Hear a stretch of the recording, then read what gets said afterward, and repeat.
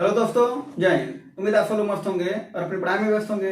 आज आप सभी को फिर मैथ का प्रैक्टिस करवा दें, ठीक है। और आपको पता भी है कि प्रैक्टिस के साथ साथ आपको सबसे पहले कॉन्सेप्ट बताया जाता है या कुछ फार्मूले बताए जाते हैं, ताकि आपका कुछ रिवीजन भी चलता रहे साथ साथ में, और उसके बाद से आपका प्रैक्टिस चलता रहे, दोनों साथ में चलता है, ठीक है। तो उसी लिए आज हम आप लोगों को कॉन्सेप्ट बताएंगे त्रिभुज से संबंधित कुछ बातें जो परीक्षाओं में अक्सर करके पूछा जाता है, ठीक है ना। तो त्रिभुज से संबंधित कुछ बातें आइए पढ़ लेते हैं। तो सबसे पहले त्रिभुज के संबंधित अगर बातें पढ़ लेते हैं तो पढ़ लेते हैं क्षेत्रफल, ठीक है ना। और कौन सा त्रिभुज? न्यून कोण त्रिभुज के बारे में हम लोग पढ़ेंगे, ठीक है ना। फिर कौन सा पढ़ेंगे? समबाहु पढ़ेंगे। फिर कौन सा पढ़ेंगे? समकोण पढ़ेंगे, ठीक है। इनके बारे में हम लोग पढ़ेंगे। तो न्यून कोण त्रिभुज कहते किसे आपको पता होगा। त्रिभुज तीन भुजाओं से मिलकर के बनती है, और तीन भुजाएं होती हैं तो तीन एंगल भी इसके होते हैं, है ना। और इनका जो कोण होता है, यानी कोण ए प्लस कोण बी प्लस कोण सी इक्वल टू 180 डिग्री के बराबर होता है। ये आपको पता भी होगा, पिछली कक्षाओं में आपने पढ़ा भी होगा या कहीं कहीं सीखे भी होंगे, जानते होंगे, है ना।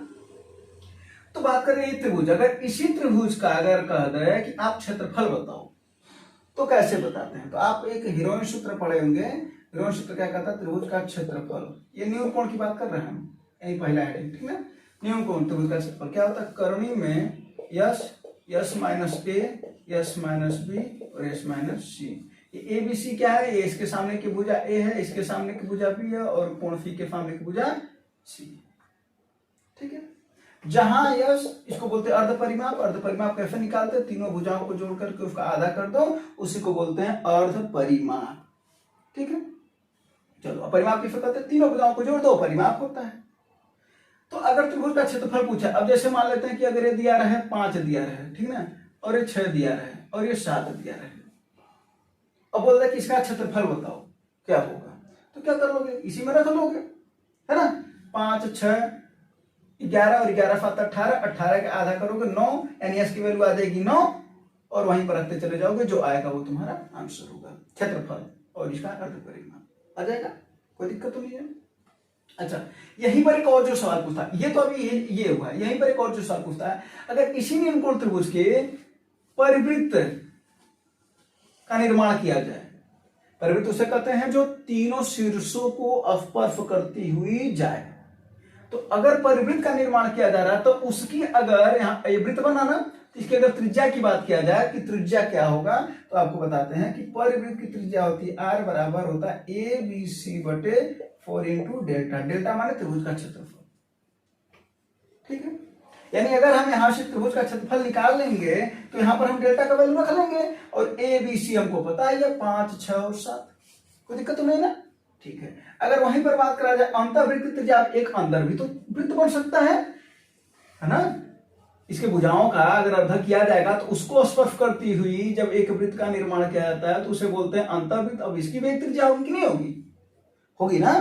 तो उसकी अगर त्रिज्या बात करा जाए तो आर बराबर होता है डेल्टा बटे यस। डेल्टा हमारे त्रिभुज का क्षेत्रफल ज्ञात कर ही चुके हैं, यस की वैल्यू रख देंगे, आंसर आ जाएगा। जैसे यहाँ पर कितना आया था, चलिए उसको भी काउंटिंग गणना कर ही लिया जाए। यहाँ पर आया था कि 18 ना, तो यस की वैल्यू 9 आया था ना। यहाँ पर गणना करेंगे तो कितना आ जाएगा? करनी में 9 गुणे 9 में से 5 4, फिर 9 में से किसको घटाएंगे 6 यानी 3, और फिर 9 में से किसको घटाएंगे 7 यानी 2, है ना।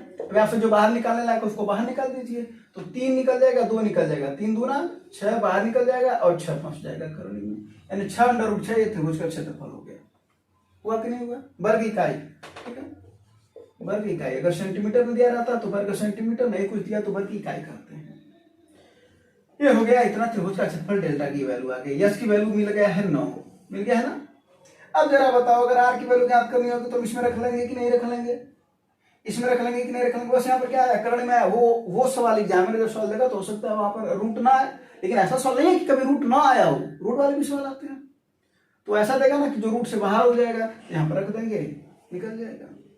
अब देखो, मूल यही है। अगर मूल किसी को समझ में आ जाए ना तो आपको समबाहु, समकोण या समद्विबाहु, विषम जो भी है ना उसको आपको पढ़ने की अलग से जरूरत नहीं पड़ेगी। सब के सब इसी 3 पर है। यानी त्रिभुज का क्षेत्रफल अगर अपने को पता चल जाए, आर की वैल्यू यानी परिवृत्त की त्रिज्या, परिवृत्त है, परिवृत्त की त्रिज्या, ठीक है, परिवृत्त की त्रिज्या, और यह है अंतर्वृत्त की त्रिज्या, ठीक है। तो अगर ये पता चल जाए तो अपनी वैल्यू निकल सकती है। अब यहीं पर बात करते हैं, हो गया ना न्यून कोण त्रिभुज, ठीक है। अब हम यहाँ पर पढ़ लेते हैं समकोण त्रिभुज। यहाँ पर क्या है समबाहु, तो समबाहु पढ़ लेते हैं। अगर हम आपको बता दें समबाहु त्रिभुज में, ये दूसरा नंबर है, समबाहु त्रिभुज का अगर क्षेत्रफल आपसे पूछा और अगर आप मान लेते हैं कि आप फार्मूला भूल गए, जबकि इसका फार्मूला होता है डायरेक्ट फार्मूला क्यों बताया जाता है, ताकि आप जल्दी से जल्दी लगा सकें, क्योंकि फल लगाना अलग बात है और जल्दी लगाना दूसरी बात है, और दोनों सीखने आना चाहिए, दोनों आना चाहिए आपको। तो अगर वो बात करा कि समबाहु त्रिभुज, तो समबाहु त्रिभुज का क्या पूछ रहा हो, अगर क्षेत्रफल, अगर आप फार्मूला भूल गए हो, मान लेते हैं कि फार्मूला भूल गए, कोई दिक्कत नहीं है, इस पर रख दो, भुजा तो दी रहेगी। समबाहु त्रिभुज में बस एक ही बात होती है, समबाहु यानी बराबर भुजा, जिसकी भुजाएं बराबर हो उसे बोलते हैं समबाहु त्रिभुज, है ना। तो अगर आप भूल जाएगा ना तो इस पर रख देना क्षेत्रफल आ जाएगा, इस पर रख देना परिवृत्त त्रिज्या आ जाएगी, इस पर रख देना अंतर्वृत्त त्रिज्या आ जाएगी। लेकिन इसका डायरेक्ट फार्मूला होता क्या होता है, त्रिभुज इसका समबाहु त्रिभुज का क्षेत्रफल क्या होता है, कर्ण में 3/4 गुणे भुजा स्क्वायर, ये भुजा है, ठीक है। इसकी ऊंचाई क्या होती है, हाँ ठीक ठीक ठीक, त्रिभुज की ऊंचाई √3/2 इंटू ए, इसकी ऊंचाई होती है, ठीक है। अब उसके बाद से अगर यहाँ पर परिवृत्त की त्रिज्या निकालना हो तो परिवृत्त की त्रिज्या यानी आर, यहाँ पर भी तो परिवृत्त का निर्माण हो सकता है समबाहु त्रिभुज का, जैसे यहाँ पर निर्माण हुआ है ना, शीर्षों को स्पर्श करती हुई जाए, तो यहाँ पर क्या होता है a/कर्णी में 3, और वहीं पर अगर अंतर्वृत्त की बात करता है तो ये होता है a/2 कर्णी में 3, ठीक ना। और यहाँ पर एक और सवाल पूछा गया है, परिवृत्त बटा अंतर्वृत्त कर दगर यानी r/r अगर निकालना हो तो जरा देखिए, a से a कट जाएगा, हाँ, कर्णी से 3 कट जाएगा, हाँ, ये 2 ऊपर चला जाएगा कि नहीं चला जाएगा, क्या हो जाएगा 2/1। यानी समबाहु त्रिभुज में परिवृत्त की त्रिज्या और अंतर्वृत्त त्रिज्या का अनुपात 2:1 होता है, और ये डायरेक्ट सवाल पूछा गया है, डायरेक्ट सवाल पूछा गया है ये, ठीक है। और कभी कभी ऐसे दे देता है कि समबाहु त्रिभुज में परिवृत्त की त्रिज्या क्या होगी यदि, परिवृत्त की त्रिज्या क्या होगी यदि अंतर्वृत्त की त्रिज्या 5 सेंटीमीटर है। जरा बताओ, परिवृत्त और अंतर्वृत्त में अनुपात होता है 2:1 का, है ना, और अंतर्वृत्त की त्रिज्या 5, यानी 1 की वैल्यू किसके बराबर 5, तो 2 की वैल्यू कितने के बराबर हो जाएगी 10 सेंटीमीटर। जरा देखो कितना आंसर, आसानी से आंसर आ गया अगर वो पता है तो, है ना। चलो, तो ये हो गया समबाहु त्रिभुज, इसको पढ़ लिया। फिर से हम आपको बोल रहे हैं फार्मूला ही पता होना चाहिए ताकि आप जल्दी से लगा लो। अब जरा एक बात बताओ, अगर हमको ये लगाना होगा समबाहु त्रिभुज में, अगर हम ये लगाने बैठेंगे, समबाहु त्रिभुज मान लेते हैं क्या देते हैं 6 देते हैं, 6 सेंटीमीटर का समबाहु त्रिभुज है, जिसकी परिवृत्त की त्रिज्या बताइए, तो आप क्या करोगे, इस पर रखने जाओगे तो 6 × 6 × 6 करोगे, फिर 4 × डेल्टा, डेल्टा का वैल्यू फिर निकालना पड़ेगा, इस फार्मूले से निकालना पड़ेगा। अगर वही अपने को परिवृत्त की त्रिज्या डायरेक्ट यहां से कैसे निकालेंगे, तो भुजा की वैल्यू है 6, तो हो जाएगा 6 कर्णी में 3, ऐसे को सॉल्व कर लेंगे क्या आ जाएगा 2 कर्णी में 3, क्योंकि इसको 2 × 3 लिख सकते हो, 3 को 2 बार कर्णी कर दोगे तो 2 कर्णी में 3 आ जाएगा। जरा देखो, अगर ये फार्मूला पता है तो जल्दी लगा सकते हो, लेकिन अगर फार्मूला भूल जा रहे हो तो इसकी वजह से लगा सकते हो, क्योंकि ये इसी की वजह से आया है, ठीक है। चलो, ये हो गया समबाहु त्रिभुज। अब पढ़ लेते हैं समकोण त्रिभुज। अब समकोण त्रिभुज का फार्मूला क्या होता है, तीसरा ना, त्रिभुज का क्षेत्रफल क्या होता है भैया, 1/2 आधार गुणे लंब,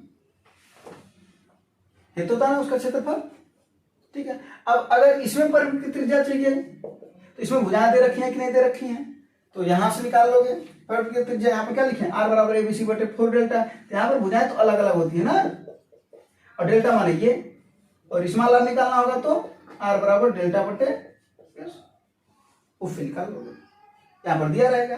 जैसे मान लेते कोई समकोण त्रिभुज है तो देखे ना 5, 12 और 13 एक प्रकार का समकोण त्रिभुज है, 5, 12, 13 समकोण त्रिभुज है कि नहीं है। तो अगर उसी का अगर हमको परिवृत्त की त्रिज्या बताना तो क्या करेंगे, 5 × 12 × 13/4 गुणे, अब क्या है 1/2 आधार गुणे लंब, है तो आइए 1/2 आधार कितना है 5 है, और ये कितना है लंब 12 है, इसको सॉल्व कर लेते हैं। 2 दूना 4, 12 से 12 कट जाएगा ना, 5 से 5 कट जाएगा, 13/2। अच्छा एक बात बताइए, जरा यहाँ पर 13/2 आया है, अगर हम अब यहाँ पर कुछ सोचना शुरू किया जाए, कि r की वैल्यू या तो हम इससे निकालना समकोण त्रिभुज में, और अगर हम ऐसा करते हैं कि 13/2 आया है, इसका मतलब है कोण का आधा 7 परिवृत्त की त्रिज्या हो रही है क्या? तो बिल्कुल हो रही है। तो नोट करके लिखिएगा कि समकोण त्रिभुज में परिवृत्त की त्रिज्या कोण का आधा होती है। ठीक है, ठीक है, चलिए क्लियर कर लेते हैं। अब यहाँ पर हम निकालते हैं अंतर्वृत्त की त्रिज्या, उसको नोट कर लीजिएगा जो बोल रहे हैं, अंतर्वृत्त की त्रिज्या। ठीक ना, अंतर्वृत्त की त्रिज्या में जब हम निकालेंगे 1/2 आधार गुणे लंब यानी 5 गुणे कितना है 12 है ना, अब बटे यस, यस की वैल्यू कितना हो जाएगी यहाँ पर, तो 12 और 5 17 ना, 17 17 13 30, 30 का आधा 15, 5 3 15 और 3 दूना 6 दूना 12, 2 सेंटीमीटर। अच्छा, यहां पर अगर हमें देखा जाए बात कि अगर हम 5 12 को जोड़ दिया जाए, ठीक है ना, और 13 को घटा दिया जाए, यानी छोटी छोटी भुजाओं को जोड़ दें, अब बड़ी भुजा को उससे घटा दें और इसको कर दें हम आधा, तो आइए देखते हैं क्या आएगा। 12 5 17, 17 में 13 4, 4 का आधा 2, ये तो आ गया। इसका मतलब नोट करके लिखिएगा कि समकोण त्रिभुज का परिवृत्त की त्रिज्या कोण का आधा होती है तथा अंतःवृत्त की त्रिज्या में दोनों छोटी भुजाओं का ऐसे बना लीजिएगा, ठीक है ना, ये ए बी और सी कर लीजिएगा, तो परिवृत्त की त्रिज्या क्या हो जाएगी यहाँ से c/2 ये ना, और अंतःवृत्त की त्रिज्या क्या हो जाएगी a + b - c/2। इसको नोट करके लिख लेना, ये शॉर्ट मेथड इसका। लेकिन अगर नहीं आएगा तो देखिए हम उसी फार्मूला पर लगा करके आपको दिखाए हैं यहां से। ये तीनों बातें आपको पता होना चाहिए और यहां से सवाल बनते हैं, ठीक है ना। अगर आप एग्जाम देते हैं तो आपको पता भी है कि इससे सवाल बने हैं, और ये वाला तो एकदम ध्यान दीजिएगा, ये तो एसएससी जीडी का भी डायरेक्ट पूछा गया फॉल्ट था, ठीक है ना। ठीक है, तो ये हो गया। तो ये आपका जो कॉन्सेप्ट जो कुछ आपको बताते रहते शुरुआत में, ताकि आपका रिवीजन भी चलता रहे और प्रैक्टिस भी चलता रहे, दोनों चीजें चलनी चाहिए साथ में। चलिए अब हम शुरू करते हैं प्रैक्टिस। प्रैक्टिस किया जाए, इसको नोट कर लीजिएगा, ये काम की चीज रहेगी आपके लिए। बता दें ना, बता दें, ठीक है।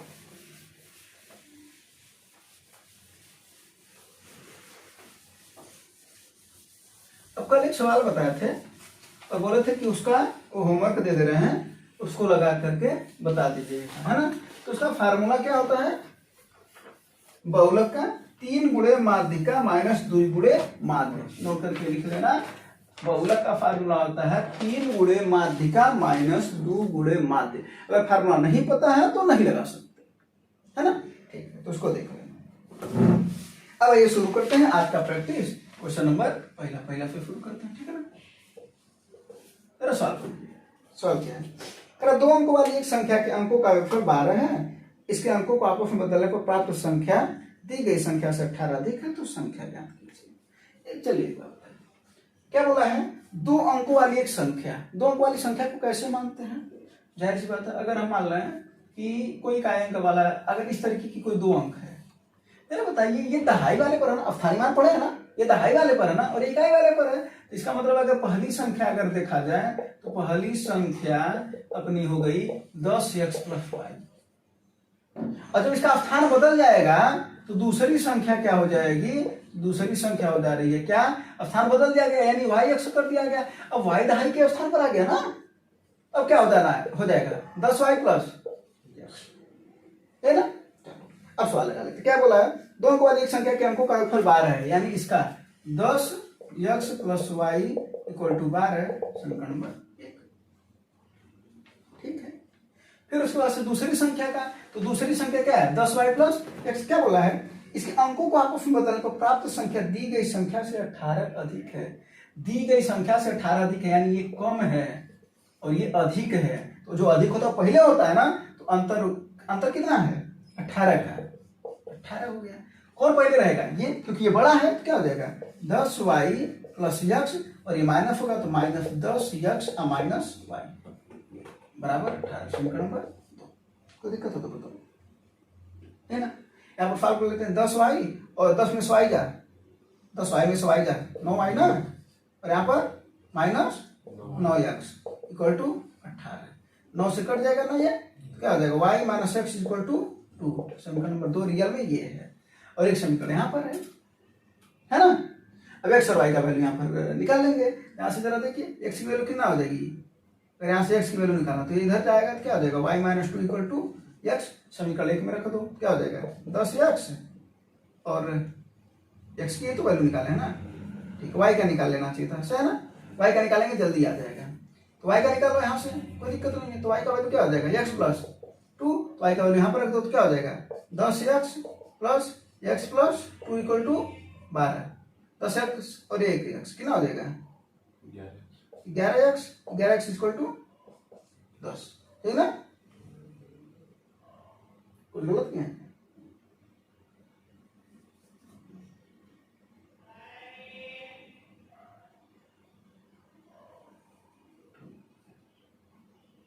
अच्छा हाँ, यहाँ पर एक गलती की है, अंकों का योग बोला है ना, तो ये 10 कहाँ होगा, x प्लस 5 होगा ना, हाँ ये गलत है, हाँ ये अब ठीक है, अंकों का योग बोला था तो अंक तो x और y थे ना, संख्या ना 10x प्लस 5 है, तो अंकों का योग x प्लस 5 12 है और x माइनस 1 कितना, हम इसको सॉल्व कर देते हैं, तो x 2x इक्वल टू 2 उधर जाएगा कितना हो जाएगा 10, तो x इक्वल टू 5, तो x की वैल्यू मिल गई 5, यहाँ पर रख देंगे 5, तो उधर जाएगा तो y की वैल्यू कितनी मिल जाएगी 7, और वो हम क्या माने थे अंक x y ना, कितना हो जाएगा 57, यानी संख्या क्या है 57। अब इस सवाल को ना, ये हुआ बेसिक मेथड जो कि एकदम बेकार मेथड है, अगर इस सवाल को अगर इस तरीके से लगाएंगे ना तो ठीक नहीं है। ये हम क्यों बताए हैं वो इस तरीके से, ताकि कुछ ऐसे सवाल आते हैं जिसको मानना पड़ता है, कुछ सवाल लगाने पड़ते हैं, ठीक ना, तो इस सवाल को कैसे लगाएंगे। अच्छा एक बात बताओ, क्यों हम लोग ऑप्शन से लगाया जाए, क्या बोला है कि 2 अंकों जो बोलेगा ना उसी को सेटिस्फाई करवाना है, कह रहा है 2 अंकों की संख्या का अंकों का योगफल 12 है, देखा जाए कौन कौन 12 आ रहा है, पहले अंक को जोड़ा जाए 7 6 13, नहीं हो सकता है 6 7 13, नहीं हो सकता है 7 2 9, नहीं हो सकता 7, बात है खत्म, झूठे में इतना कारनामा हम लोग कर रहे थे, बात समझ में आया, तो वो अप्रोच होना चाहिए एग्जाम में, तो इस वजह से हम आप लोगों का समय बर्बाद करवाए हैं ताकि आप समझें कि लगाने अगर आएगा इस तरीके से तो फिर बेकार है, और देखने आएगा समझ आएगा, ठीक ना, प्रेजेंस ऑफ माइंड काम करेगा अगर एग्जाम के टाइम पर तो काम बन जाएगा, और वो जरूरी है, ठीक ना, और वो खुद ही काम कराना पड़ता है, उसको नहीं कोई सिखाएगा, ठीक है ना, ठीक, ये हो गया पहला सवाल। अब चलते हैं अगले सवाल। तो ऐसे ना लगाने भिड़ जाना है, और आप देखो ना हमसे भी यहाँ पर कैलकुलेशन मिस्टेक हुआ है, तो ऐसे पता चला वहां पर हो गया, और हमारे पास तो समय था तो हमने लगा दिया, वहां पर समय नहीं रहता एग्जाम में, है ना। मेरा देखो मूल्यांकन करा इसका क्या 0.623 का, अगर कभी भी अगर ऐसा सवाल है, बार वाले जो सवाल आते हैं उसको देख करके आप काफी फॉलो करोगे। सबसे पहले क्या कर दो, पूरी अंक लिख दो, यानी कितना 623, इससे करना है माइनस किसको, जिस पर बार ना हो, जिस पर बार ना हो, यानी कौन है 6 ना, 6 को माइनस कर दो। दूसरा काम हुआ बट्टे करना है, बट्टे कर दिया, जितने पर बार है, जितने पर बार है उसके लिए 9 9 लिखो, 2 पर बार है 9 लिखो, और दशमलव के बाद और उन लोगों के बीच कितने अंक हैं, 1 अंक ना, तो 0 लिख दो, ये आंसर है, यानी क्या हो जाएगा 617 बटे 990। आपको एग्जाम्पल और बता देते हैं, जैसे 1.023, ठीक है ना, इस तरीके का है। क्या करोगे, सबसे पहले पूरी अंक लिख दो, यानी ये, फिर उसके बाद क्या करोगे, माइनस करोगे, बार को छोड़ करके कितना माइनस करोगे 10 बट्टे, है ना, फिर क्या करोगे, बार के लिए 9 9 लगा दिया, दशमलव के बाद हमने बोला था 9 की पूरा, दशमलव और बार के बीच में कितने अंक है, 1 अंक है, उसके लिए 0 बात करता है, ये आंसर, ठीक है, ये ध्यान दीजिएगा, तो ये सीख गए होंगे। चलिए अगला सवाल जरा देखो, अच्छा सवाल है और गजब का सवाल है, ठीक है, देखो क्या हुआ है, अरे एक पेन को 144 रुपए में बेचने पर अनुराग को क्रय मूल्य पर 1/7 की हानि होती है। जरा एक बात समझो, इधर इधर आओ और समझो, हानि कितने की हो रही है 1/7, इसका मतलब क्या है, इसका मतलब क्या होता है, पहले इसको भी समझ लेते हैं। 7 में 1 की हानि हो रही है, कहना ये चाह रहा है, यानी कुल कितना था अपने पास 7, इसका मतलब सीपी इसका कितना है 7, लॉस कितने का हो रहा है? 1 का। तो जरा बताओ एसपी कितना है? कहोगे ना 6 है। बोलो भाई, 7 रुपए कास्ट प्राइस पर आप 6 रुपए में बेचे तभी तो जाकर के 1 रुपए का लॉस हो रहा है। ये इसका अर्थ होता है। अगर ये अर्थ समझ गया ना तो सवाल आ गया। अब देखो वही दे रखा है, कह रहा 140 पर बेचने पर ना, बेचने पर मतलब वो किसकी वैल्यू है? 6 की वैल्यू है। तो 6 की वैल्यू कितनी है? 144। 6 की वैल्यू कितनी है? 144। अब देखो क्या कर रहा है, तो उसी पेन को 189 रुपए में बेचने पर क्या लाभ होगा? तो सबसे पहले हम सीपी तो निकालना है। तो 6 की वैल्यू 144 है, तो 7 की वैल्यू और देखते हैं कितना हो जाएगा। क्या कर लोगे? 7 गुणे 144 बटा 6। 6 दूना 12 और 6 चौके 24। कितना हो जाएगा भैया? 7 चौके 28 और 7 दूना 14 दो 16। 168 रुपया। ये क्या है? सीपी है। नया एसपी क्या है? न्यू एसपी क्या है? 189। साफ साफ दिख रहा है कि फायदा हो रहा है कि नहीं दिख रहा है? फायदा दिख तो रहा है ना। 168 रुपए की चीज को 189 रुपए में बेच रहे हो, फायदा नहीं हो रहा है? बिल्कुल हो रहा है। कितने रुपए का? 9 में से 8 जा 1 बटे, सॉरी बटे क्या कर रहा है अभी? 9 में से 8 जा 1 और 8 में से 21 का। इस पर फायदा हो रहा है। गुड है ना। यही लाभ प्रतिशत पता चल जाएगा, प्रॉफिट परसेंट। इसको निकालेंगे, 8 बार में कट जाएगा। अब 100 बटे 8 कितना होता है? 12.5%, यानी 12.5%। ठीक है, कोई दिक्कत? ये मतलब समझ में आया नहीं आया? अगर हम कहते हैं लाभ हो रहा है किसी को 2/9, इसका मतलब है ये 9 क्या है? ये सीपी है। ये 2 क्या है? प्रॉफिट है। तो जरा बताओ यहाँ पर एसपी कितना होगा? कहोगे 11। वो बात समझो तब समझ में आएगा ये सब। तो ये चीजें तो समझ में आ गई ना। अच्छा, इसी को थोड़ा और डायरेक्ट करा जाए ना, थोड़ा इतना किया गया ना, थोड़ा जल्दी करा जाए। जल्दी भी तो करना ना। करा है 1/7 की हानि होती है। 7 में 1 की हानि हुई तो भैया हुआ कितना अपना? यानी सेलिंग प्राइस कितना बचा? 6/7 की वैल्यू है 144। बोलो हाँ या नहीं? है ना। या हम इसको ऐसे लिख सकते हैं, 144 की वैल्यू है 6/7। बोलो है ना। अपने को किसकी वैल्यू पता करनी है? 189, क्योंकि 189 बेच रहे हैं, 140 में बेच रहे हैं। 140 की वैल्यू 6/7 है। तो पूछ रहा है 189 की वैल्यू बताओ। मात्र 2 लाइन का काम था ये सवाल का, इतना बड़ा भी काम नहीं था, लेकिन हम समझाएं ताकि ये चीजें आपको समझ में आए। तो बस क्या कर दोगे? तिरछा घोड़ा भाई, 189 गुणे 6/7 और ये नीचे आएगा तो ठीक है।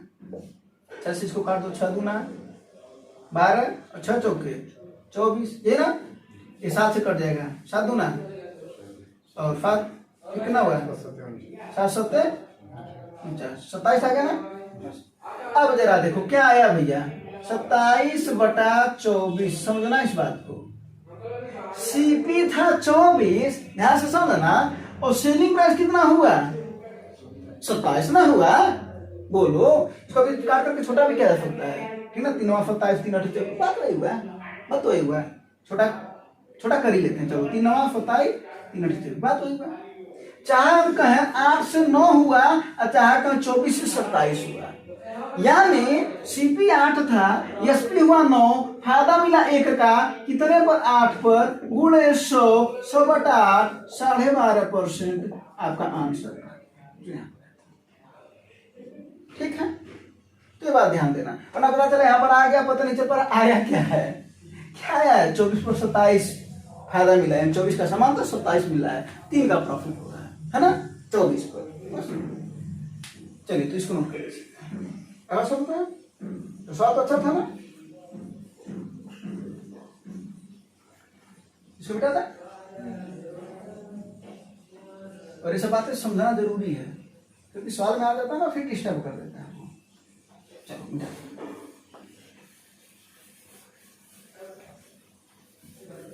अगला सवाल जरा देखो।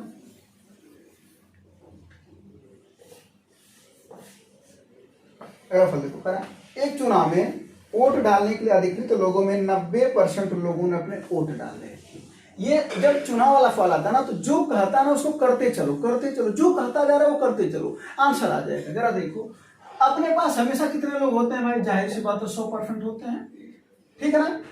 करा 90% लोगों ने वोट डाला, अच्छी बात है, 90% वोट डाले, क्या करा, डाले गए वोटों में से 80% वैध थे। इसका मतलब 90 का 80% वैध है। जरा समझना बात को, तो 90 का 20% क्या है, अगर अवैध है।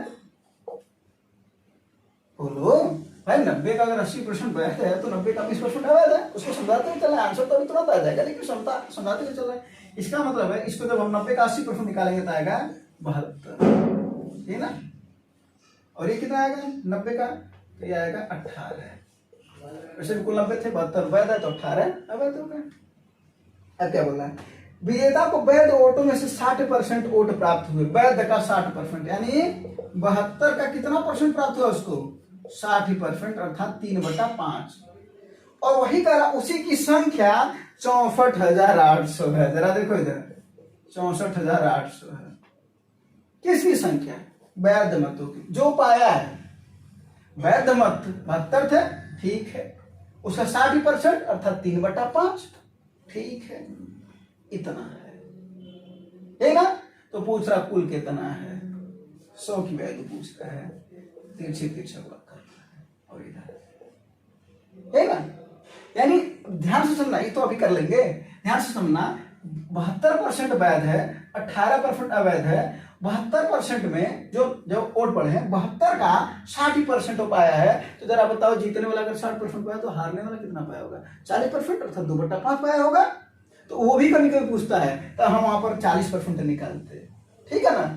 पूरा पूछा है तो 100%, कभी कभी ये नहीं पूछता है, ये भी यही पूछता है कुल कितने वोट पड़े थे। वोट कितना पड़ा था कुल, 90, तो 90 की वैल्यू ज्ञात करनी। तो ध्यान देना, 3 चीजें पूछी जा सकती है। कभी बोल देता है वोट कितने पड़े थे, पहला।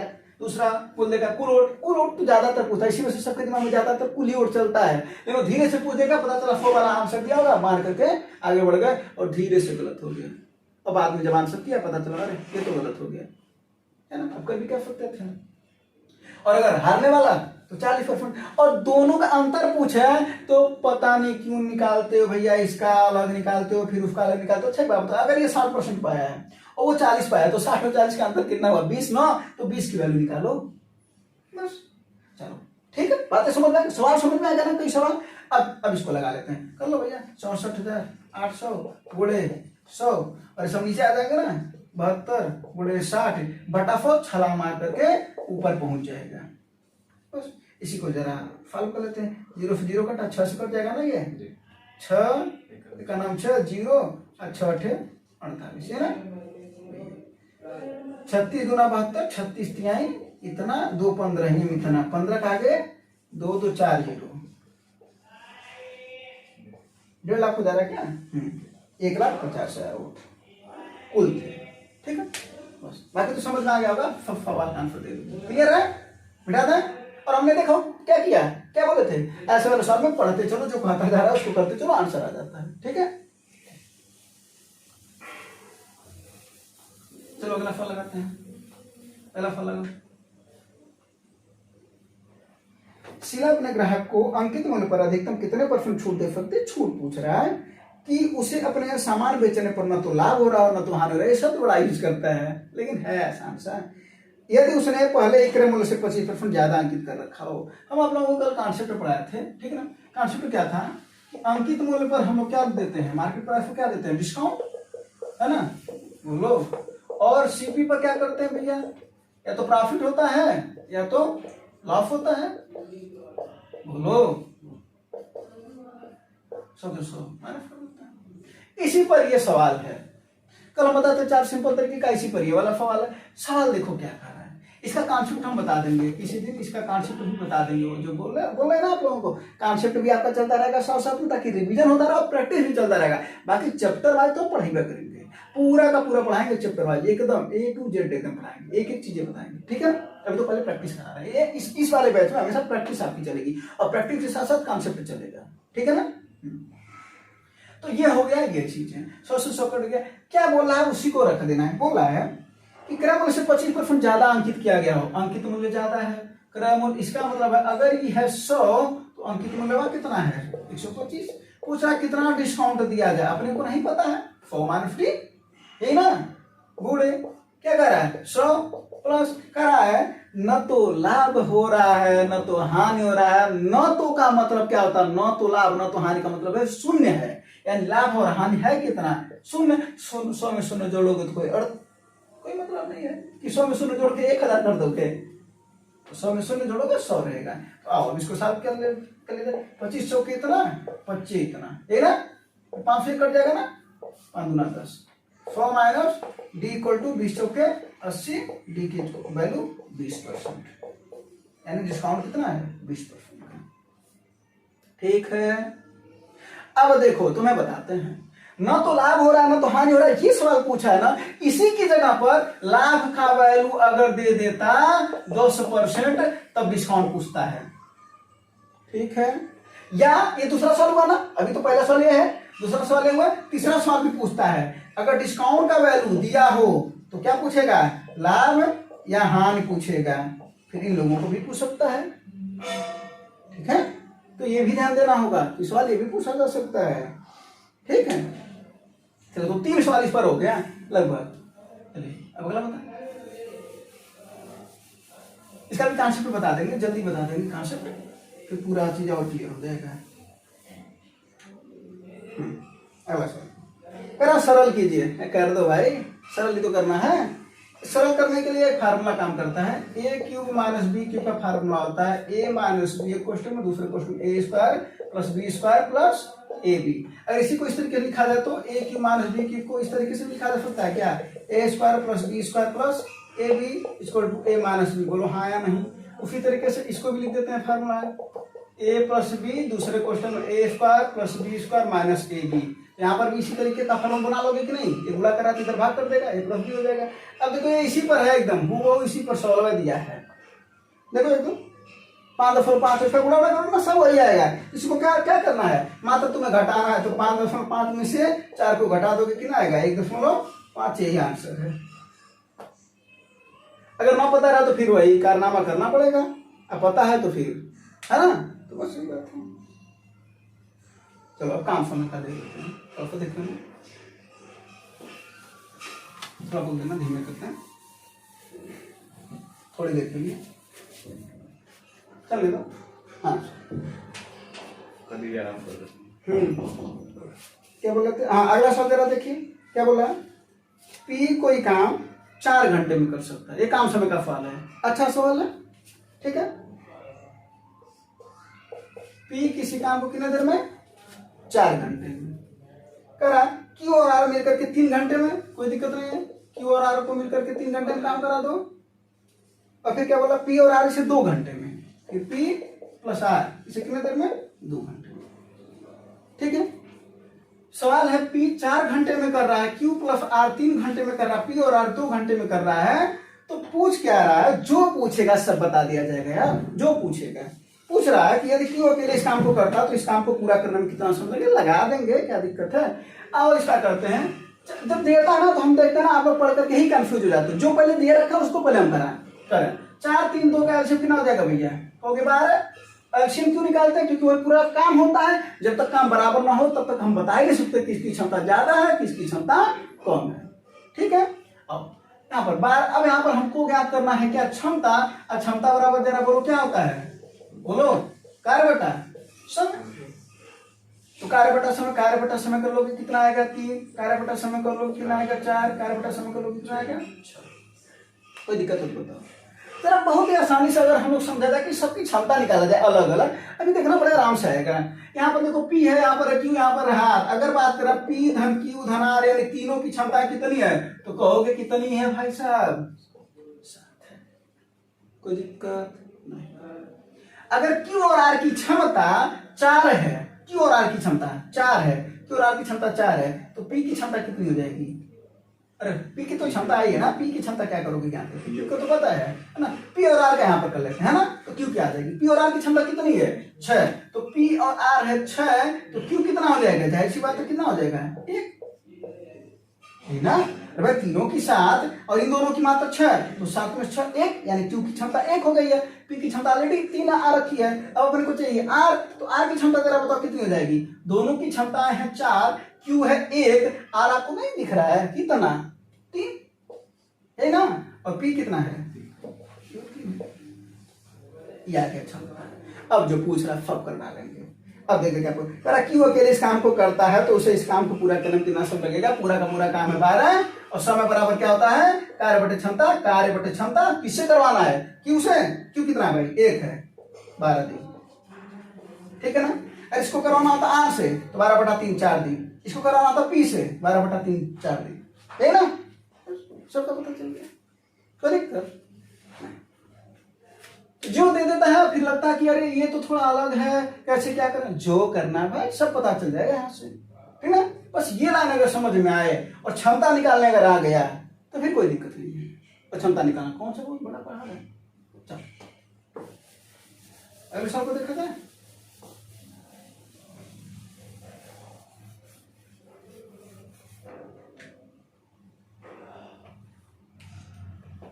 और नीला वाला मार्कर देना, नीला है। चलो इस सबको देखो तो इंक डालो उसमें। हाँ ये सवाल जरा देखिए। एक निश्चित वार्षिक दर से 5 वर्ष में एक जो धन है कितना है 9800 रुपया हो जाता है, और 10 वर्ष के बाद से वो जो धन है वो 12600 हो जाता है। अब जरा देखो ये सवाल 5 वर्ष में कितना हो जा रहा है बताओ, कितना हो जा रहा है 9800, और 10 वर्ष में कितना 12600। तो एक बात बताओ ये जो 5 वर्ष में वृद्धि है ये कितना है, यानी 5 वर्ष की जो वृद्धि है 5 वर्ष में जो राशि हो जा रही है यानी राशि बढ़ कितनी रही है, और उसको निकाल लेते हैं। और एक चीज पता है कि साधारण ब्याज हर साल क्या होता है बराबर होता है ना। तो कितना हो जाएगा ये, तो यहाँ पर देखो 200 हो जा रहा है 12 यानी 2800। कोई दिक्कत हो तो ठीक है। अब देखो किस तरीके से निकालता है, कुछ लड़के किस तरीके से निकालते हैं। 5 वर्ष में पता चल गया राशि 2800 है। अब जरा देखो 5 वर्ष में ये राशि इतना है, यानी ये मिश्र धन है, और मिश्र धन में ब्याज शामिल है, यही ना। तो अगर हम कहें ए बराबर पी प्लस एस आई, कोई दिक्कत हो तो बताओ। मिश्र धन इक्वल टू मूलधन प्लस साधारण ब्याज। तो साधारण ब्याज 5 साल का 2800, तो इसको अगर हम माइनस करेंगे इधर तो अपना पता चल जाएगा पी। इसका मतलब यहाँ पर पी यानी मूलधन कितना है, तो 9800 में से 2800 घटा दोगे तो कहोगे 7000 अपना क्या है भैया मूलधन है ना। अब यहाँ पर लड़के कुछ और तरीके से भी लगाते हैं, जैसे यहाँ पर 5 वर्षों में राशि हो गई 2800, तो 5 वर्षों में हुई ना, तो हम 1 वर्ष का ज्ञात करते हैं। तो यहाँ पर क्या करते हैं बटे 5, तो बटे 5 करोगे कितना हो जाएगा ये 5 दूना 10 28 दूना 56 560 रुपया। 1 वर्ष का 560 रुपया। तो यहाँ पर निकालते हैं क्या, अब क्या निकालना है उनको दर निकालना ना। हाँ तो दर निकालना है तो क्या होता है भैया दर बराबर या तो ब्याज बराबर फार्मूला लगा करके लगाओ, नहीं तो दर सीधे सीधे ज्ञात करना। कितना ब्याज मिला अपने को 560, कितने पर मिल रहा है 7000 पर, बोले 100 कर दोगे रेट निकल जाता है ना। क्योंकि 1 वर्ष का है तो समय का वैल्यू 1 है। वही फार्मूले पर रखो, साधारण ब्याज दर मूलधन गुणे दर गुणे समय बटा 100, इसी पर तो रखे हैं इसको, कुछ और नहीं किया। साधारण ब्याज का वैल्यू 560 है, ठीक ना। 560 गुणे 100 देखो यहाँ पर आया है, मूलधन नीचे गया है, देखो समय की वैल्यू 1 है, दर ये ज्ञात करना है। इसको सॉल्व कर लेंगे 7 8 56 ये 1 साल का निकालने की जरूरत भी नहीं है अगर इस तरीके का सवाल दे रखा है। क्यों निकालना भाई, एक बात बताओ सीधा हमको ये कहो 2800 रुपया ब्याज मिला है 5 साल का, हाँ या नहीं। कितने पर 7000 पर, गुणे 100 कर लेंगे, 0000 कट गया, ये इससे कट गया 5 चौका 28, कितना हुआ 40%। 40% कितना साल का ब्याज है 5 साल का। तो 1 साल का अपने को ब्याज को पता करना ना, बटे 5 कर दोगे तो 8% आ जाएगा। ऐसे कर दो ऐसे कर दो, बात वही है। सोचने का तरीका है, कुछ ऐसे सोच लेते हैं कुछ ऐसे सोच लेते हैं, कोई अलग तरीका नहीं है ये कि नहीं कि हमने एक तरीका है और ये अलग तरीका, ऐसा कुछ नहीं है। सब प्रेजेंट माइंड है, कब जल्दी कितना सोचेगा, ठीक है ना। बस इतना, जैसे ये जो जान रहा है 1 साल का ब्याज नहीं निकाला जाएगा, 2800 पर सीधे निकाल देगा इसको, है ना। पता चलेगा 40%, एक फल 8%, क्योंकि हर फल क्या होता है बराबर होता है। चलो अगला सवाल जरा देखो। अगला सवाल बड़ा अच्छा सवाल है, और ये सवाल सही बता रहा ना, एकदम देख करके लगा सकते हो, लेकिन तो कौन कॉन्सेप्ट पढ़ा दे रहे हैं इसका अच्छे से।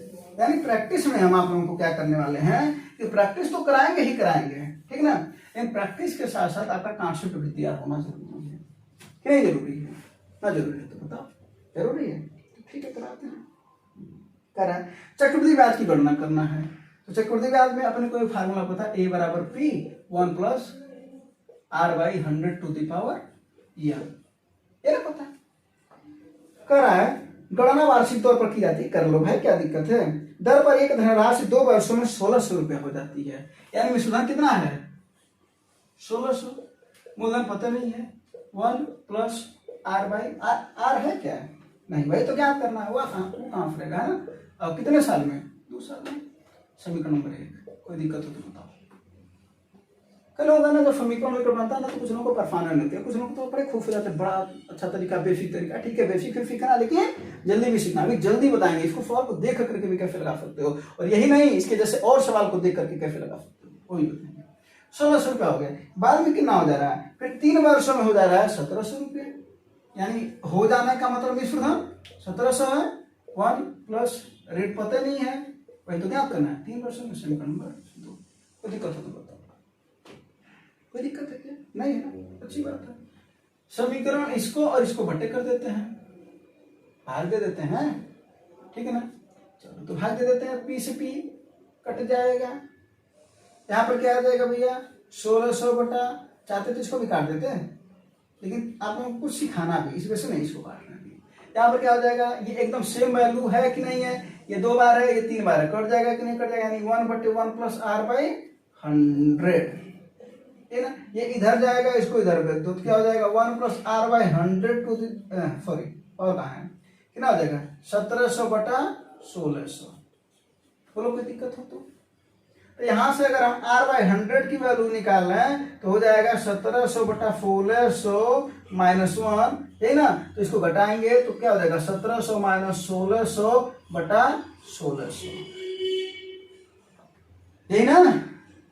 तो आर की वैल्यू ज्ञात करनी है, क्या हो जाएगा 1700, देखो इसको हम काट नहीं रहे हैं क्योंकि कुछ सिखाना भी तो है, और ये 100 इधर भाग कर रहा था तो उधर गुणा कर रहे हैं।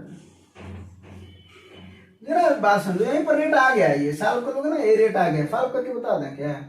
देखो ये 100 है ना इधर, तो 100 बटे 1600 कट जाएगा, डबल जीरो से 100 बटा 16 कितना होता है 6.25%। वही बोलते हैं ना परसेंटेज वैल्यू याद होना चाहिए, 1 से लेकर के 30 तक, 1/30 तक इसको याद होना चाहिए। एक चीज समझो जरा यहाँ पर और समझते हैं, 1600 रुपया हुआ था 2 वर्ष में, बोलो अब यहाँ पर इसको थोड़ा समझाते हैं। 2 वर्ष में कितना हुआ था 1600 और 3 वर्ष में 1700। जरा देखो जब समय का अंतर 1 हो, ध्यान देना समय का अंतर 1 हो तो रेट निकालने के लिए क्या करते हैं, नोट करके लिख लेना। कभी भी ये 2 दिया है ना 3 दिया ना, अरे 3 2 की जगह पर अगर यहाँ पर कहता 5 और यहाँ पर कहता 6 तब वो अंतरवा तो 1 है, तब वो लगाओगे इसी तरीके से। कह दे ये 9 और एक कहता 10 तब वो अंतर तो 1 है, लगाओगे इसी तरीके से। तो वही बात देखो यहाँ पर 2 वर्ष में 1600, 3 वर्ष में 1700, अंतर कितने का है जरा देखो, 17 और 1600 का अंतर ही तो निकाला गया ना, तो अंतर निकालोगे ऊपर, और जो पहले था पहले कितना था 1600 बटे 1600 गुणे 100 कर दोगे, 1 लाइन का आंसर था।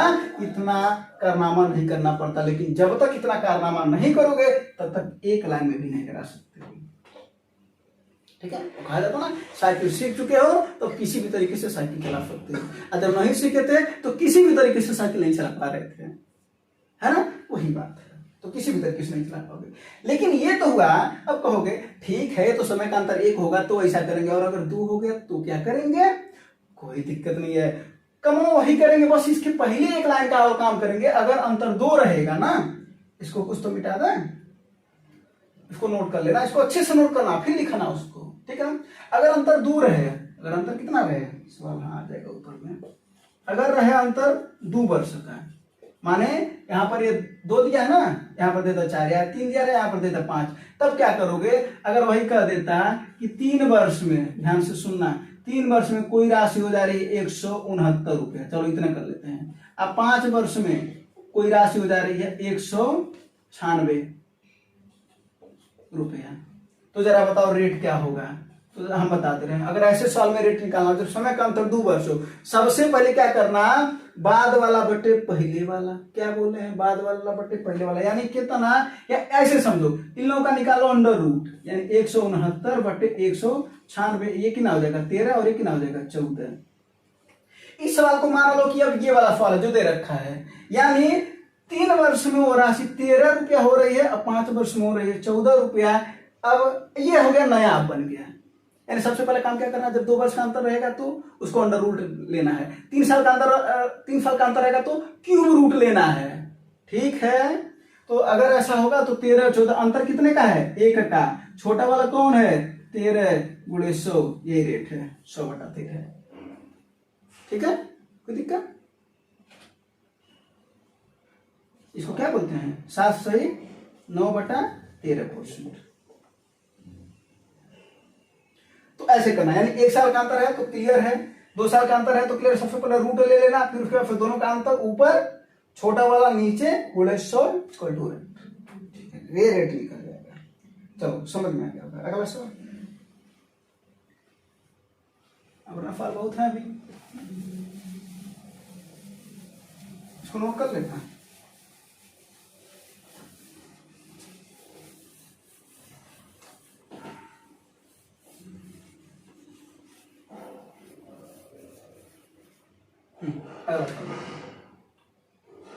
एक स्कूल में लड़के और लड़कियों को मिलाकर के औसत इतनी है, लड़कों की इतनी है, लड़कियों की इतनी है, तो उनका अनुपात बताओ। अगर कभी भी ऐसा सवाल पूछा तो आप बेसिक मेथड भी लगा सकते हो, एलिगेशन मेथड लगा लो ना भाई, है ना। जब कहे किसी एक का दिया है, फिर 2 का दिया है और दोनों का दिया है, वो यहाँ पर होता है बीच में, और उसी पर लगा देते हैं एलिगेशन मेथड। तो एक में क्या है, एक है लड़का, एक लड़की। लड़कों का कितना है, कुल मिलाकर के कितना है 16.8, लड़कों का कितना है 15.4, लड़कियों का कितना है 18.2। इसका अंतर निकाल लेते हैं, इसका 18.2 और इसका 16.2, अंतर निकालोगे 12 में 60 जाए 4, और यहाँ पर 7 बचा ना 1.9। इसका अंतर निकालोगे 8 में 7 जाए, अंतर का मतलब बड़े में छोटे को घटाएंगे, 8 में 7 जाए 4, 16 में से 15 1, ये देखो ये तो बराबर आ गया है ना, यानी 1 अनुपात 1 आंसर होगा।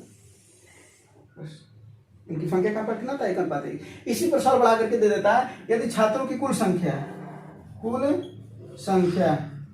का देता है 200 है, तो बताओ लड़के कितने थे, लड़कियां कितने थे। कैसे बात है, 1 अनुपात 1, यानी 2 का वैल्यू 200 है तो 1 का वैल्यू 100, ये कितना हो जाएंगे 100, ये भी कितना हो जाएंगे 100, है ना। इसको तब अगला सवाल देखो। देखो ये वाला सवाल गजब का सवाल है, समय दूरी का सवाल है और देखने में खूब बड़ा लग रहा है। इस सवाल को पहले समझ लेंगे, फिर उसके बाद से सवाल को बहुत ही आसानी से लगा लेंगे, है ना। सवाल को पहले समझ के चलेंगे, जरा उसको देखते, जरा देखिए यहाँ पर एक चित्र बनाते हैं। एक व्यक्ति ए को बी की तरफ जाना है और बी को ए की तरफ आना है, तो जाहिर सी बात इसकी चाल पता रहेगा। मान लेते हैं इसकी स्पीड 1 है और इसकी स्पीड 2 है, ठीक है ना। एक व्यक्ति ए से बी की ओर जाता है, एक व्यक्ति बी से ए की ओर आता है, और ये बीच में कहीं कहीं मिलेंगे कि नहीं। अब बीच का मतलब होता है ठीक के बीच में नहीं, उसको बोलते हैं बीचों बीच। ये बीच में क्या मिलेंगे, मान लेते हैं अगर इसकी चाल ज्यादा जाहिर सी बात है दूरी ज्यादा तय करेगा। मान लेते हैं कि इस पॉइंट पर मिला है सी पॉइंट पर, तो जरा बताओ अगर बी यहाँ पर मिला है तो ये जब यहाँ से आएगा यहाँ तक तो इसको कुछ समय लगेगा कि नहीं लगेगा, बोलो समय लगेगा ना। और ए यहाँ तक जाएगा तो इसको भी समय लगेगा। मान लेते हैं इसको समय लग रहा है T1 और इसको लग रहा है T2। बाद में मिलने के बाद, ध्यान से समझना, मिलने के बाद का समय है ये, कांसेप्ट फिर से समझना। ए से बी की ओर जा रहा है, बी से सी की ओर जा रहा है, इसकी चाल दे रखा है, इसकी चाल दे रखा है, दोनों बीच में कहीं पॉइंट पर मिलते हैं। और मिलने के बाद बी जब ए की तरफ आता है तो उसे T2 समय लगता है, और ए बी की तरफ जब जाता है मिलने के बाद सी से, तो बी पर जब पहुंचता तो फिर T1 समय लगता है। कांसेप्ट तैयार करना, S1 बटा S2 बराबर होता है करणी में T2 बटा T1, ये कांसेप्ट है रिसीवर फलन, ठीक है। वही सवाल इसमें दे रखा है। करा परवेश टाउन ए से संबंधित है होने, तो गौतम टाउन बी से संबंधित है, वही बात कर रहा है। वे एक ही समय में एक ही मार्ग से एक दूसरे के शहरों की ओर अपनी यात्रा शुरू करते, सब वही बात कर रहा है। करा वे रास्ते पर कहीं मिलते हैं, मिल तो गए सी पर। करा वे यात्रा को जारी रखते हैं, ठीक है, मतलब चलते रहते हैं। गौतम से मिलने के बाद, यानी जब मिल रहे हैं उसके बाद परहेज को गंतव्य स्थान पर 12 घंटे लगते थे, जबकि गौतम को 3 घंटे लगते हैं। यानी पहला वाला समय 12 घंटा, दूसरा वाला समय 3 घंटा है। तो क्या कह रहा है, और यदि परहेज की गति 60 किलोमीटर प्रति घंटा है तो गौतम की गति बताओ। बस कोई दिक्कत नहीं है। देखो जरा, परहेज की 60 है, गौतम की S2 हम मान लेते हैं, यही ना। और इसका क्या है, करणी में उसको कितना समय लग रहा था, गौतम से मिलने के बाद से परवेश को कितना समय लगा, 12 है, उसको कितना लगा 3, तो 3/12, क्योंकि उसको 3 लग रहा है, यही समझना है, ठीक है। तो उसको लगा 3, दूसरे वाले को 3 समय लगा, इसको लगा 12, तो 3 चौके 12 यानी 1/4, 1/4 को बोलते हैं 1/2, ये इधर आएगा, कितना हो जाएगा धीरे से 120 की स्पीड है किसकी, गौतम की ना। बस ठीक है, कोई दिक्कत। अब देखो यही अगर कॉन्सेप्ट पता तो जरा देखो, एक लाइन का सवाल दूसरे लाइन में आंसर आ गया है ना, तो इसको नोट कर लेना, इस कॉन्सेप्ट को नोट कर लेना। अगला सवाल लगाओ तब तक।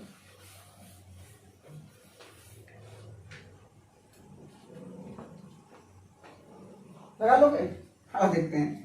यदि एक समद्विबाहु समकोण त्रिभुज के कोण की माप 8 सेंटीमीटर है, जरा देखो कॉन्सेप्ट समझो, नहीं तो नहीं लगेगा। ए बी सी, बी पर समकोण है अर्थात 90 डिग्री बना, और ये भुजाएं बराबर है। समद्विबाहु, समद्विबाहु जिसकी 2 भुजाएं बराबर हो उसे बोलते हैं समद्विबाहु त्रिभुज।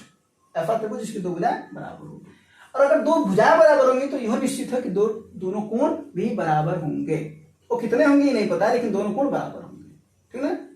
और उन दोनों कोणों का योग 90 डिग्री के बराबर होगा, यह क्लियर है, क्योंकि एक अकेला 90 है। चलो अब देखते हैं, अगर हम इसको मान लें x, तो ये भी x, और कोण कितना है, कोण की माप तो देखो 8 ना, कोई दिक्कत है तो बताओ। अब पाइथागोरस थ्योरम लगा देते। पाइथागोरस थ्योरम क्या कहता है कि लंब का वर्ग धन आधार का वर्ग इक्वल टू कोण का वर्ग, यानी x² plus x² equal to 8 का वर्ग यानी 64।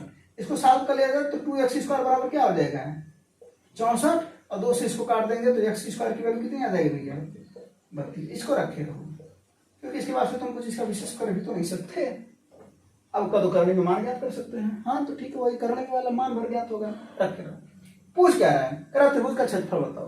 भैया समकोण त्रिभुज का क्षेत्रफल अभी भी हम बता भी चुके थे कॉन्सेप्ट में, क्या होता है 1/2 आधार गुणे लंब, उसी को ऊंचाई बोलते हैं कुछ लोग। 1/2 जरा बताओ, आधार कितना है कहोगे x है, लंब कितना है कहोगे x है, तो 1/2 x गुणे x इक्वल टू x² 32। अगर समझने वाले रहते तो अब तक का इसका आंसर कभी आ गया होता है। इसी वजह से बोल रहे हैं, अगर इन सब चीजों को समझोगे तो सवाल आ जाएगा जल्दी में, और नहीं समझोगे तो फिर छोड़ना पड़ जाएगा। तो इसका आंसर देखो कितना आसानी से आ गया, बस इतना करना है ना। अगले सवाल है, ये देखो गुणोत्तर श्रेणी का सवाल है। अभी गुणोत्तर श्रेणी का जो सवाल है ना, ये यूपीएसआई में पूछा गया था, इस तरीके का एफएफसी तो पूछती ही है, यूपीएसआई में सवाल पूछा था गुणोत्तर श्रेणी का। तो गुणोत्तर श्रेणी को समझना तो फिर तो सवाल लगा लेंगे। गुणोत्तर श्रेणी क्या करती है, जैसे किसी निश्चित संख्या का गुणा करते चले जाओ तो उसमें बनने वाली श्रेणी गुणोत्तर श्रेणी होती है। जैसे 2 में, अब इसमें 2 का गुणा करते चले जाओ तो 2 में 2 का गुणा करोगे 4, 4 में 2 का गुणा करोगे 8, 8 में 2 का गुणा करोगे 16, 16 में 2 का गुणा करोगे 32। इस तरीके की जो श्रेणी बनती है उसे बोलते हैं गुणोत्तर श्रेणी। अगर इसका हम प्रथम पद ए मानना भैया, क्या मानना प्रथम पद ए, तो इसमें एक अनुपात होता है जिसे बोलते हैं सार्वानुपात। क्या बोलते हैं सार्वानुपात। सार्वानुपात का मतलब होता है हर जगह अनुपात, हर जगह का अनुपात। तो जरा देखो 4/2 कितना आएगा, 2 आएगा, 8/4 2 आएगा, 16/8 2 आएगा, 32 इस तरीके से जितने भी रहेंगे अनुपात 2 आ रहा है। सार्वानुपात को बोल देते हैं आर। कोई दिक्कत हो तो बताओ, नहीं कोई दिक्कत तो अच्छी बात है। यहीं से इसका होता है यनवा पद, इसी को बोलते हैं यनवा पद। और इसका फार्मूला जरा देखते हैं क्या होता है। तो फार्मूला होता है AR⁻n-1। जब कॉन्सेप्ट बताएंगे तो सब भी बताएंगे कि कहां से ये आया, ठीक है। इसका फार्मूला होता है AR⁻n, और अगर यहीं पर SN यानी पदों का योग इसको बोलते हैं। SN को क्या बोलते हैं भैया, पदों का योग।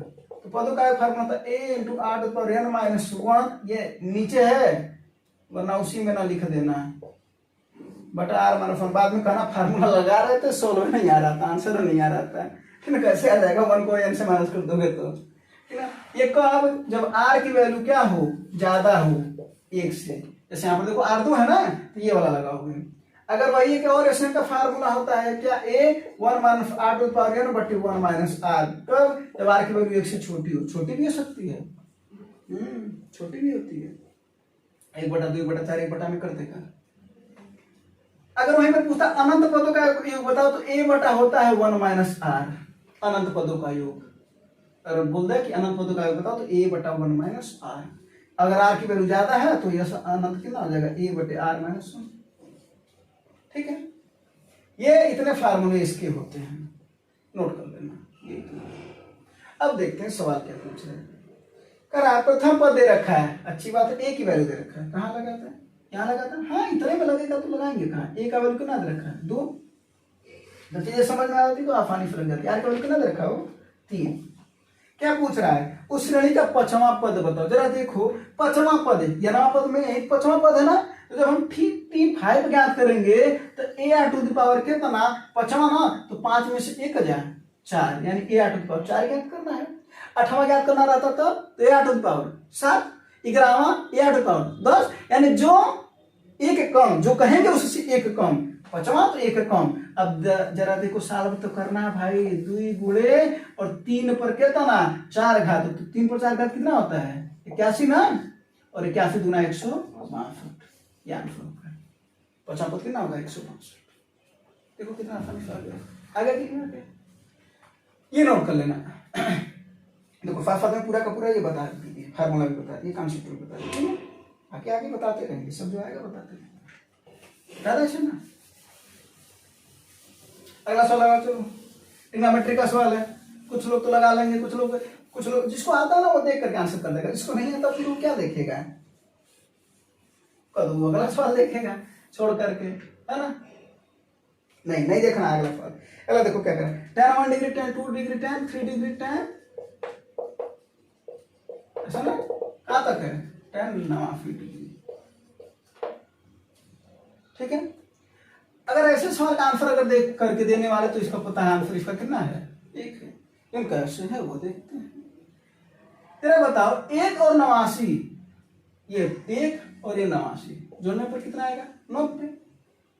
जरा बताओ अगर tan 90 plus theta equal to क्या होता है, तो आप कहोगे cos थीटा होता है, sorry 90 minus theta, 90 minus theta equal to क्या होता है cos थीटा, पहले चतुर्थांश में है ना। तो tan 90 minus theta equal to अगर cos थीटा होता तो जरा बताओ tan अगर 1 इसको लिखते हैं तो tan 1 को क्या हम ऐसे लिख सकते, क्या tan 90 माइनस 89, बोलो भाई tan 1 को tan 90 माइनस 89 लिख सकते हैं, कहोगे हाँ। तो tan 90 minus theta equal to क्या होता है, कहोगे cot थीटा, यानी cot 89। अब जरा देखो ये आएगा cot 89 गुणे ये tan 2 है ना, इसको क्या लिख सकते हो cot 88, उसको क्या लिख सकते हो cot 87, ऐसे डाटा यहाँ पर tan 45 को छोड़ करके बाकी उधर क्या आएगा tan, यहाँ पर इसके पहले क्या आएगा cot 86, अरे सॉरी 46, और tan 46 बोले tan 47 बोले ऐसे करके tan 89। tan और cot एक दूसरे के क्या होते हैं उल्टा, इस सब के सब क्या हो जाएंगे कट जाएंगे, और इत्तेफाक से tan 45 की वैल्यू 1 होती है, तो 1 गुणे 1 गुणे 1 गुणे 1 अर्थात पूरा का पूरा 1। ठीक है, यही अगर tan की जगह पर अगर cot में देता तो भी इसका आंसर कितना होता है, ये कहीं होता, कितना होता,